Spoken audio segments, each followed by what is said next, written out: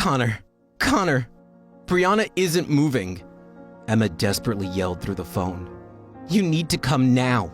We were just driving, and then the car, we crashed. Our lives were perfect. My wife, Brianna, was 4 months pregnant with twins, and our 4-year-old daughter, Sapphire, was doing excellent at school. My wife and her best friend, let's call her Emma, had been friends since high school and were roommates in college. Though we didn't see her often as she lived in Europe and we lived in the US. But one day, she unexpectedly came to the US to visit us. My wife was overjoyed when she surprised us, and so was I. Little did I know, the rest of the day would be the beginning of the worst days of my life. That day, I suggested that they should go out for lunch and go explore the neighborhood together. I wanted them to have some girl time together since they didn't see each other for such a long time. I enjoyed their happiness and didn't want them to be bothered.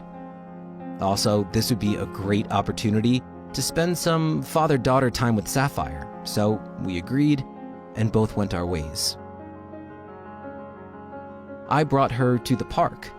Out of a coincidence, we bumped into one of her friends from school. Her friend's mom and I were talking when I got a phone call from Emma. Connor, she yelled through the phone.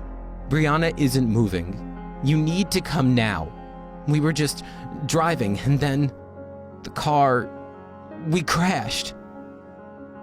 I panicked and lost control, all in a split second. I jumped off the bench so quick that I thought I was going to faint. The lady next to me started to panic too. She kept asking what was wrong, but I ignored her as I could only focus on 2 things: getting Sapphire and driving to the hospital as soon as possible. Quickly after I settled Sapphire at the back seat, I jumped behind the steering wheel and started the engine. It was a 25-minute drive from the park. I tried to focus as I had to speed up with my daughter in the back. I had no idea about my wife's situation, but I could only think about the worst scenario. I couldn't think of anything else. My wife crashed. They flipped over, and now she wasn't moving. I was so scared. Was my wife dying? I kept increasing speed, ignoring traffic lights, and after only 15 minutes, I made it to the hospital. I rushed towards the ICU with Sapphire tightly held to my chest.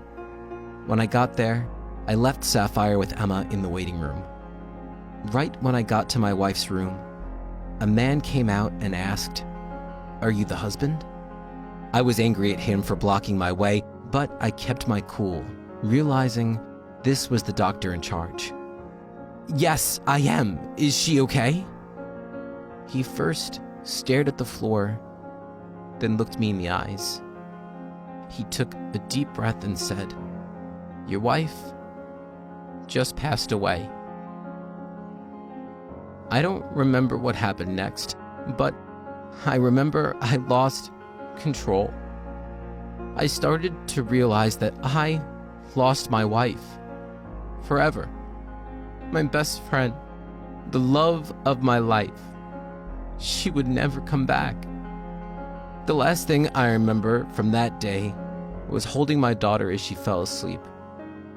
The following day, Emma, who ended up with only some bruises on her body, stayed with Sapphire and me at our house. She would watch over Sapphire so I could get some sleep and process what happened. But my mental condition was getting worse and worse. A few months after my wife passed away, I started leaving Sapphire with Emma more and began drinking. The happy and careful father I once was gone. Soon, the drinking became an addiction that nobody except me knew about. One morning, I was having a terrible hangover. I had been up drinking till 3 a.m.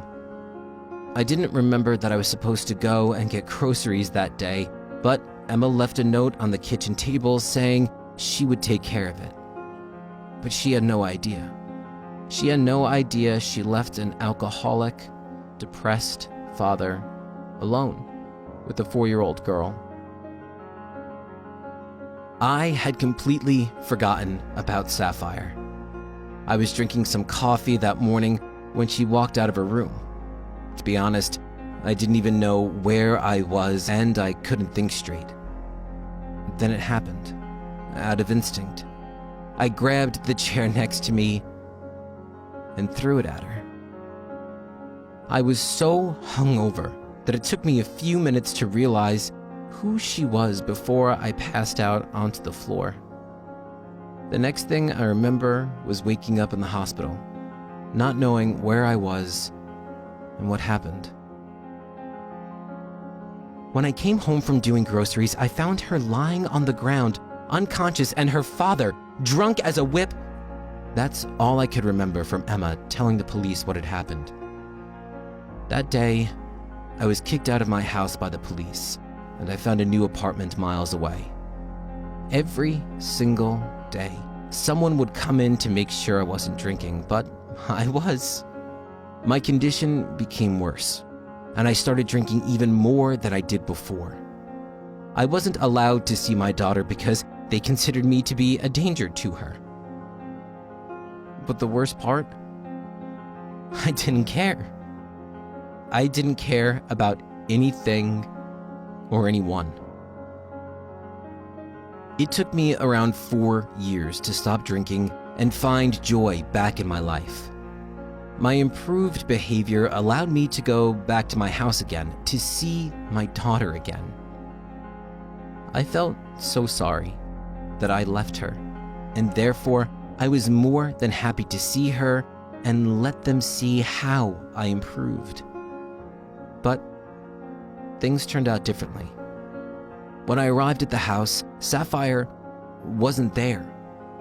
Emma told me that Sapphire, who had been suffering from cystic fibrosis, had passed away. What? No way. My little girl?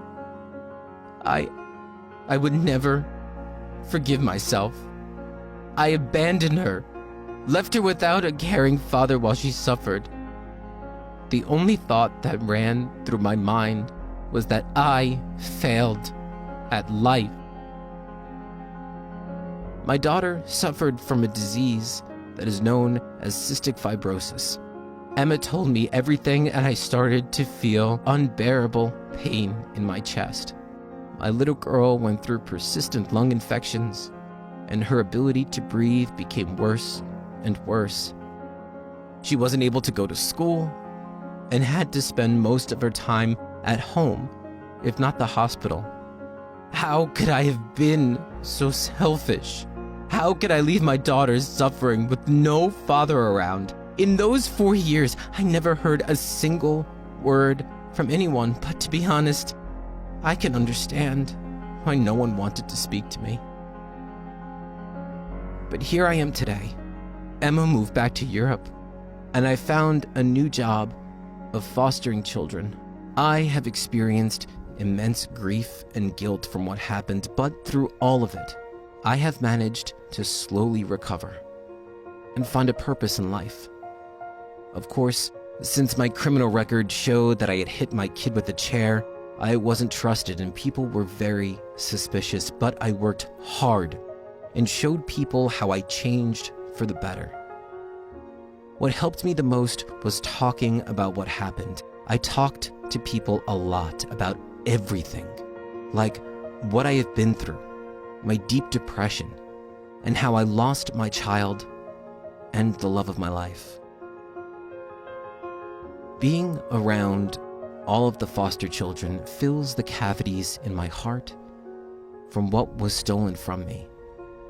There's a specific little girl whom I have a good relationship with, as if she were my daughter. Although it's too late, I know that I'm now committed to never drink again. My purpose in life is to always help and be there for these foster children. And I just hope that no one will ever have to experience the tragedies that I did.